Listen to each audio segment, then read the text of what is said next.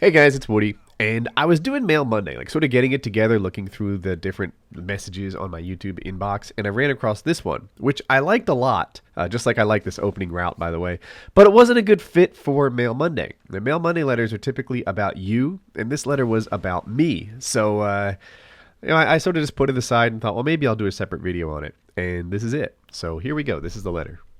How does it feel to be who you are today? First off, I should say that your videos help me in ways I didn't know were possible. Whenever I'm upset or feeling down, I turn to your videos, and if even for only a few brief minutes, I'm happy. So thanks, Woody, I truly mean it. And that leads me to my question.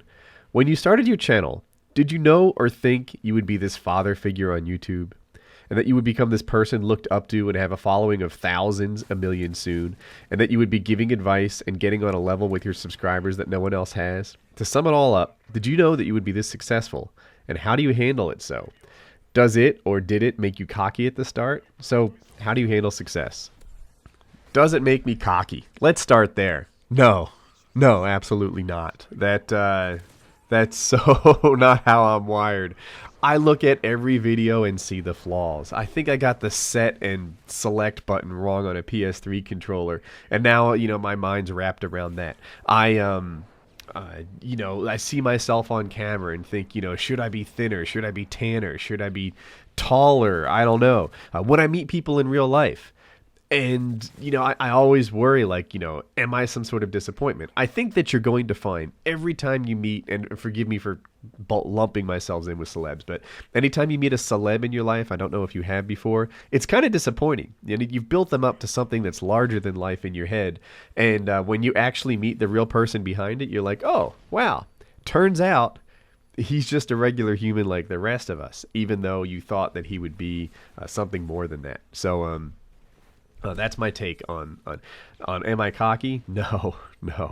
If anything, having 900,000 people point out things can breed insecurities in you that weren't there before. That's that's been my experience on YouTube. So yeah, not cocky. Did I ever think I would be this father figure to thousands going on a million or whatever? And I'm sure a lot of you are watching this thinking, dude, I've got my own dad. So don't get it twisted. It's the question. And no, I didn't expect to be a father figure in the slightest. And to be honest, I don't even really like it. I recognize, right or wrong, crazy or not, that some of you look up to me, and I try to behave myself responsibly because of that.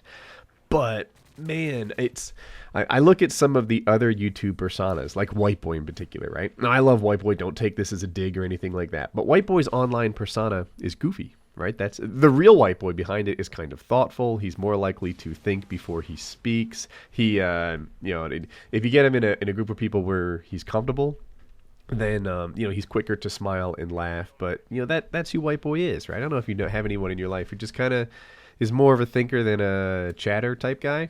That's the White Boy that I see most of the time. Unless he's with comfortable people, then he's a little more jokey, but still thoughtful.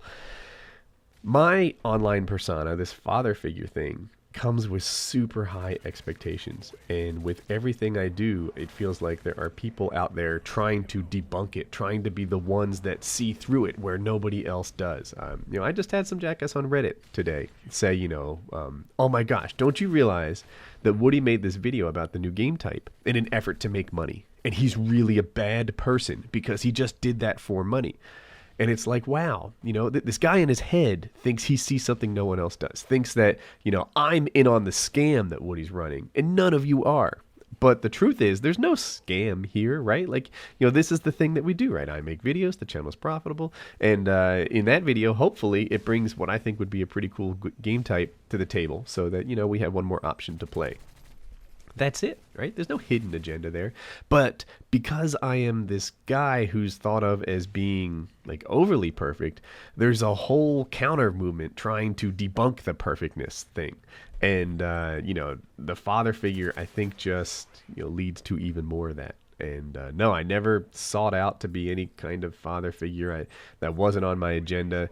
And, if I could trade, I think I'd take, goofy and often forgiven over, scrutinized and often blamed like I have now. So, but then again, it's, it's not a bad spot to be either.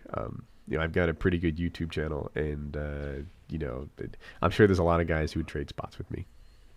And I think the last question that I haven't really answered is, how do I handle success? And shucks, I don't know. Like I don't really think of it as success. I don't. I think of it as unfinished work, and I'm constantly like sort of on the lookout for when that work is going to end. Like the indications that the momentum is changing, or like I'm always sort of finding, I guess, some sort of negative in the way that things are going and trying to address that. And I think that has been a good trait, actually. I'm not really one to rest on my laurels. I'm not really one to just start cranking out videos that I don't think are very good, or just assume that anything I touch is gold, right? That's not really how I'm built, right? Instead, I sit there and I try and improve the channel all the time, right?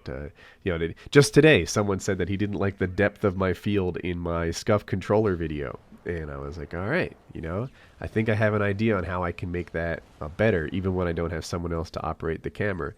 And that's a small thing, but it's a never-ending thing, right? It's something that, like, every video, every time, my capture equipment, my audio equipment, my the techniques that I use to make my videos, the ideas and the tracking systems I have for brainstorming, and every day I have to make new videos, right? So whenever a video idea pops to me, I need some way to sort of track that and write it down and have a list of things that I can draw upon when I make my next video. So how do I handle success? I don't know. I haven't really stopped to think about success. Instead, I've focused on what I can do to become more successful, or what I can do to prevent myself from not being successful anymore, right? Every YouTube channel has a lifetime. Everybody sort of peaks and valleys somewhere along the way, and I have to make sure that I don't get caught sleeping and realize that my time has gone. So that's what I do.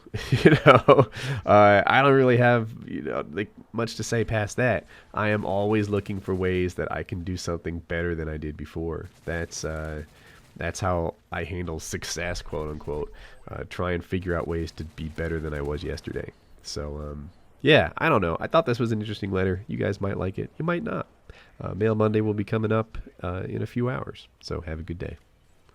If you're still here and you like the video, perhaps I've earned your like. Two videos you may have missed. The one on the left is a new game mode idea for Black Ops 2. I talked about it briefly in this video. And the right one I actually talked about briefly also, the custom controller for my broken hand video. So check those out if you missed them, and have a good day.